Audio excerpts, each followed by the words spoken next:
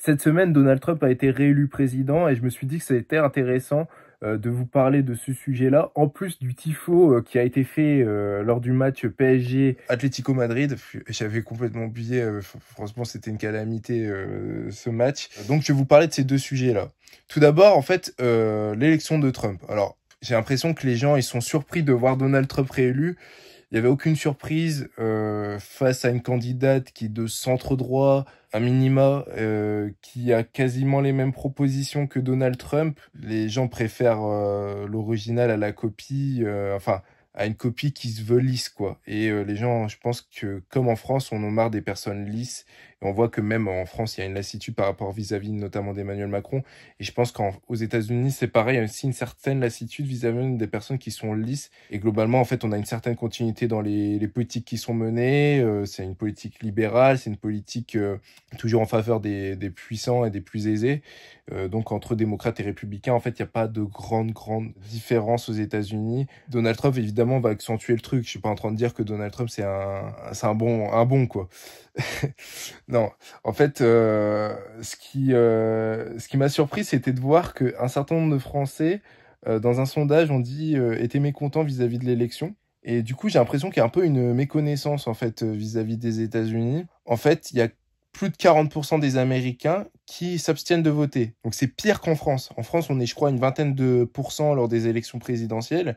Aux États-Unis, c'est 40%. Donc c'est quand même, on est sur autre chose, quoi. Et parmi ces intentionnistes, il y a énormément de jeunes. Et je pense qu'en fait, il y a notamment la question palestinienne, la question du Proche-Orient, qui est entrée dans le débat. Et on voyait que dans certaines vidéos, que Kamala Harris faisait huer par des jeunes qui attendaient beaucoup plus des démocrates. Et c'est pour ça qu'en fait, il y avait aussi cette impression, je pense, du côté des intentionnistes de voter pour le pareil au même, ce que je disais juste avant par rapport aux politiques économiques. Donc en fait, il y avait une véritable attente sur ces questions-là, et on l'a vu dans les universités de l'Ivy League, où il y avait un certain nombre de jeunes qui en fait protestaient, manifestaient, parce que ouais, ça les touche, et c'est comme en France.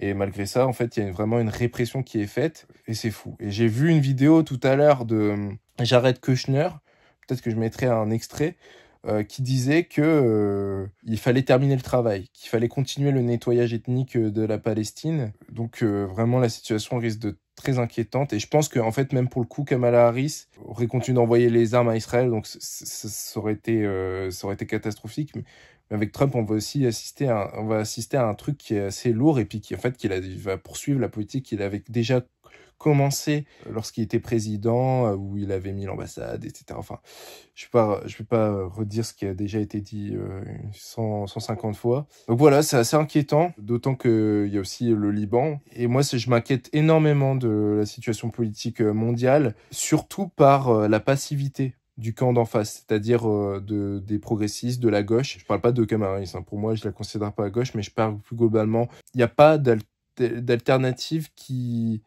concrètement parvient à capter l'ensemble, une grande partie de la population qui attendent autre chose en fait sur les questions sociales, sociétales, économiques. Et moi je suis inquiet parce qu'en fait, à part les médias en ligne, à part nous ce qu'on fait par exemple, il y a très peu de médias qui aujourd'hui parle concrètement de ce qui se passe et de de ce qui est fait en fait concrètement au Proche-Orient. On parle pas de l'occupation, on parle pas des personnes qui décèdent, on parle pas du génocide qui est en cours à Gaza, parce que c'est clairement un génocide en fait. À partir du moment où et là je vous renvoie aux vidéos qu'on a pu faire, que ça soit avec Ronnie Broman, avec Didier Fassin, et même les prochaines, on assiste clairement à une tuerie de masse, une volonté de détruire une population pour pouvoir s'installer, pour pouvoir occuper l'ensemble du territoire. Et juste, en fait, il faut accepter en fait ce qui se passe, faut voir ce qui se passe et faire quelque chose. En fait, c'est tout ce que les gens attendent. C'est pas plus compliqué que ça. Et du coup, en vrai, moi, je suis inquiet. Et c'est là où je voulais en venir au deuxième sujet. Donc, lors du match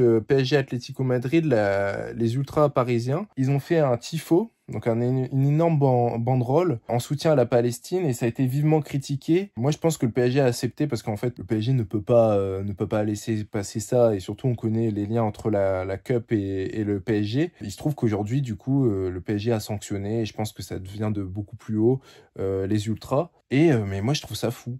En fait qu'aujourd'hui on puisse entendre sur des médias, je pense notamment à l'Afterfoot, des conneries, comme quoi le foot n'est pas politique, on peut pas accepter ça et tout, qu'en face c'est des terroristes. En fait, faut arrêter de dire n'importe quoi en vrai, faut arrêter. Et moi ça m'inquiète et c'est pour ça aussi que je fais ce média, c'est d'ouvrir une place pour justement donner la parole à des chercheurs, à des gens qui vraiment travaillent sur le terrain pour mieux comprendre certains sujets. Ça m'inquiète surtout ça en fait. Que des gens savent pas et puissent dire des bêtises, mais en fait que les gens acceptent aussi de progresser, en fait de se renseigner, de lire, de se questionner, de débattre, c'est important. Et aujourd'hui, en fait, on donne même pas place à la discussion. Les gens sont direct désignés terroristes. Enfin, faut arrêter. Faut arrêter. Et surtout quand en face, il y a des personnes qui décèdent, parce que c'est ce qui se passe. Donc voilà, je suis plutôt inquiet, moi, par rapport à ça. Pour moi, Trump, c'est